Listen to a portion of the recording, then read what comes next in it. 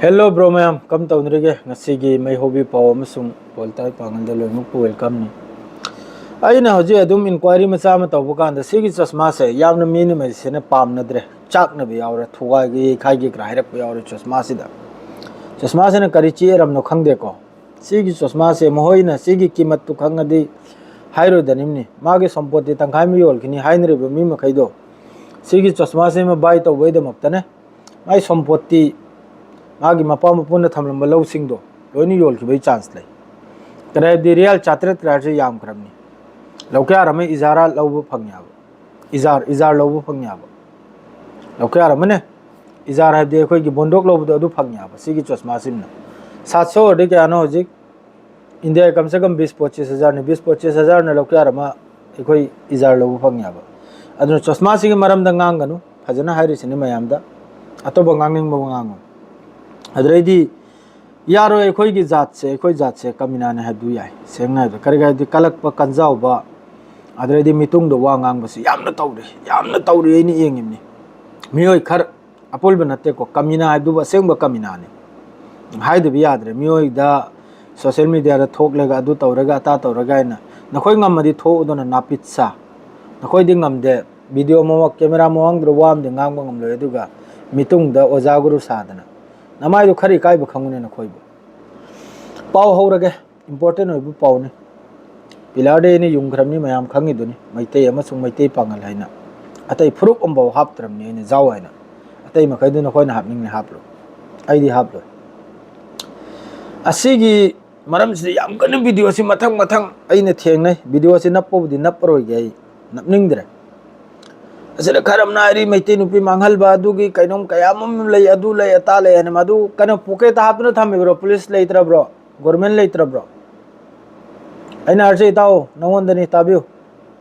नांगना video खट आरे बा मैते नुपी मांगल बगी अदु मांगल बगी पांगल ना अदु तो बगी अता तो बगी रिपोर्ट मयामम लई अंगोंदे एविडेंस मयामम लई ने सीबिद पुगेरो एविडेंस तो हां सीबिद आप चलो वायर ब्रो करिनो ने पुलिस क्राक से लेइत्र ब्रो गवर्नमेंट लेत्र ब्रो लो लेत्र ब्रो सिन्न खोदोना कनाना मांगलिम न चिंथोलो याखोय सोमदगी सुम आशीर्वाद तो पिरक्काबा अदुरे नत्तदन सोशल मीडिया से पे पा नखोय गुंबा RSS चप खरसिननी ने मणिपुर से मई थारे से कसाड सु मई थारक कदर ने नखोय गुंबा सिना RSS सिने ने मणिपुर त नते कसाड सु मई थारक अनिमनी थाबा होख्रम संथि जाब कांगलुप से सेंग नाइबदा मखोय से लैरि फावबा शांति लागलो मखोयसिन चंगी मफम दो शांति नि अदुगा ओरिजिनल लाइनिंग चप्पा मपु याबा मुस्लिम ओइगेरा मैते ओइगेरा ओरिजिनल अदुना कुनो दिनदा पांगल की मरम दसु फत्ता ngang अदुगा पांगल ओरिजिनल मुस्लिम अखोयगी इस्लाम धर्म हक द चप्पु मिदो अदुना सु कुनो दिनदा मैते की मरमदा सुबे याद याखोय लाइरिकना धर्म अमगी मियमबु धर्म दुरि थमको मियमबु कसुयक नतबदो ngang फाव यादे वाकन फाव ngang यादे अदो असाइगी ngangiba खोलिबा कमेंट तौरिबा एखोयगी मैते दोइगर मैते पांगल दोइगर मोहय मैदो नाजायज औलाद नि धर्म कर्म खंगदब मीनी धर्म द चत्तब मीनी मिनाय नि मखोय मखैदो खंगिब्राने अदुगुम फत्तबा कमेंट तौरिबा नत्तबा इस्लाम की एगेंस्ट कमेंट तौरिमा कैदो ओक चाबा ngang सेंगनाइबदा अदुगा अतै धर्म की मैतै रोमदनबु अमक फत्तबा कमेंट तौरिदो अदुनबु करि हाइने हाइबदा तकपा संथि चाबा फत्तबा कमेंट तौरिमा कैदो अदु सबमा मखोयदु धर्म कर्म खंगिद्र मी ngang अैगी धर्म द सी हाइबे याय अैगी धर्म द सी हाइबे याद हाइबदो अदु खंगिद्र ngang वासि खरदि कलबनि अदुगा हक्ति अचुमदि अचुमनि मया जिस मीना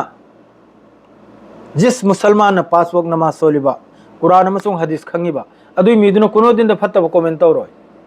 फत्तबा वांगांग लोय फत्तबा इरोय जिस मीना मैतै धर्मबु मखोयगी सनामही हानगी अरीब धर्म अदु चलिबा मीदुना कुनो दिन द पांगल बु चैरोय कुनो दिन the फत्तबा ngang Loy कनानो ngang हौजिकी RSS सनगी संथि जाबा अदु मखैदो कमेंट तौरकनि फत्तबा मपालुमदे चंगजलेगा कन्वर्ट ओइखिबा अदु मखैदो सेम टू सेम अदुम तौदना अखोय मेते पांगलदनबु नाजायज हाइबा तारे ममा पा मसक खंगदबा लाई लाई सु मसक खंगदबा कुरान हदीस मसक खंगदबा इस्लाम मसक खंगदबा अदु मखैदुने कमेंट तौरिसे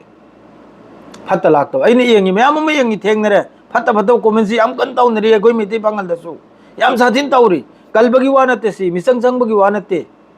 कम्युनिटी अमबु कलबगी वा नते मैतै की मिसंग संगबगी वा नते पांगल की मिसंग संगबगी वा नते असेंग वादुनी थेंगनबदुना हारिमनी फत्ता फत्ता कमेंट एकदम अकाम पेटपा मैतै दुइगर पांगल दुइगर अदु मखैदु कैनो ममा मपा मसक खंगदबा ममा मपा नाइदबा वारक उरक पोकलकपा खंगेदर अदुगुम मिओइनाबा अदु अखोइना तौगनी वाइबु इग्नोर तौथोकिबा ब्लॉक तौजलखिबा डिलीट तौखिबा अदुगुम दुदा सिमसु यावरम याइबा अतोप कम्युनिटी ना फेक अकाउंट सेमजेलेगा मैतै सारगा मैतै पांगल सारगा अनि सिगी मरक सिदे सिमजेबसि थागा एंक्रा कमेंट तौजलकपसु यावरम याइबा सिरि अखोइना ज्ञान दो तानिमनाबो अदुगा इंपोर्टेंट होइबा अपडेट जिस मकान दा जिस एरिया दा जिस डिस्ट्रिक्ट दा जिस जिला दा RSS अमसुंग सी चंग्रबा लोइखरे नमस्कार ने दो लोइखरमनी मा सलाम ओइखरमनी दुइ मफमदो पूरा बर्बाद ओइखरमनी बस मखोइना खल्ली से मखोई की कुर्सी बस चेयर टेबल मखोई की सी मथौनी सुम टेबल यइबगी अदरे सुम खुरुम जबगी अदु खक्तने मखोई की नंग सिरिब्रा मैतै सिरिब्रा पांगल सिरिब्रा मखोई की कुनो लेनदेन लेते नंगी धर्म नष्ट ओइरिब्रा मागी धर्म मांगिब्रा अदुगी कुनो लेनदेन लेते मखोई बस मखोई कुर्सी खक्तने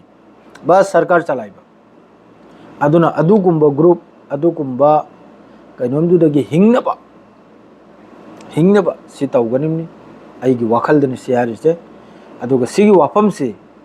अइ मखा ताबा तै द स्वाइबिरागे मयाम अइ वासे खजिक्तंग याबिबा तारगदि सिगी मरमदा नैनबसे मैतै अमसुंग मैतै पांगलगी मरमदा नैनबसे अइखोइ तोकलसि सिगी मरीसि ता कयामत फाउबा तत्रोइदबा मरीनि निवोल मसा हाइना अदु तत्प यारोइदबा मरीनि सिगी मरमदा नैनरेगा सिगी मरमदा इरांग सागतलेगा कसु कानरोय सेंगना हाइबदा फज फजना इसा इसा की थबक कम तौरगा पैसा तालगनी कम तौरगा हिंगनी अदुइ लंबिद्रो कुमथसी असे हारग मसिगी पाउसी स्वासरे लोइजरा बाय।